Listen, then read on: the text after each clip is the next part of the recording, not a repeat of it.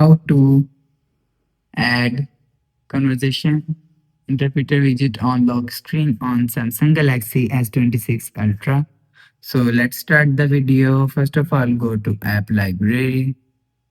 Now here, so click on settings app. Now in setting, scroll down and click on wallpaper and style. So you will see wallpaper and style is here. So click on wallpaper and style. Now here, so click on lock screen.